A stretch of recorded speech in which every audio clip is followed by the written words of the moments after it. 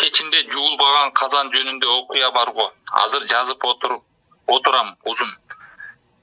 Bir группабызга бирөө айтып жатат. Казандар кечинде асманга көтөрүлөт, арбактарга биздин жеген тамактарыбыздын сооптору ошол деп.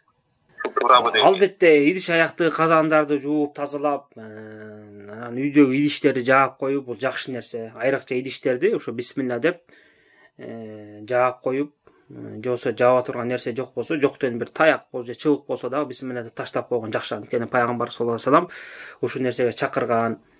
Анткени ошо бир жылда бир түн болот экен, ошол убакта Аллах субхана таала тараптан бир оору түшөт экен.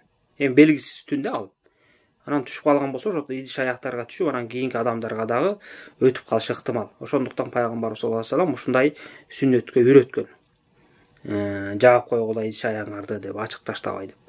Анан албетте жуулуп, анан жабылган болсо, бул жакшы нерсе. Бирок жанагындай адамдар жомок кылып алгандай дагы бир окуяны таратып жүрүшкөн, ушундай кылып бирөө түш көрүптүр, анан ушундай түшүндө ушундай көрүптүр, жуулбаган идиш аяктар, казандар асманга көтөрүлүп, андай мындай. Мунун баары тең жомок нерсе.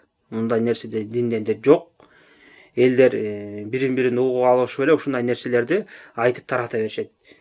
Муну балким дин душмандары таратышы ыктымал, же болбосо диндеги жахил адамдар элдерге баягы жакшылыкты жеткирейин, жамандыктан кайтарайын деп, анан ошонун жолун таба албай, ушундай жомок икаялар менен кайтаргысы келет да, элдерге таасирдүү болсун деп. Мунун баары тең эле жахилдик, надандыкты билдирет. Биздин динибиз жалганга муктаж эмес.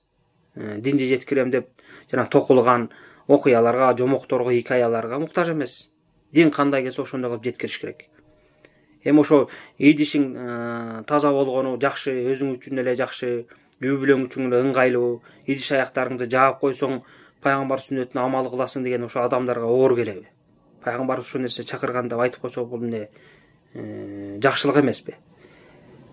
Мунун баары тең эле ошо илимсиздиктен келип атат. Ошондуктан мындай нерсеге амал кылбагыла, элдерге туура түшүндүрүп, туура динди жеткиренге аракет кылыңыздар.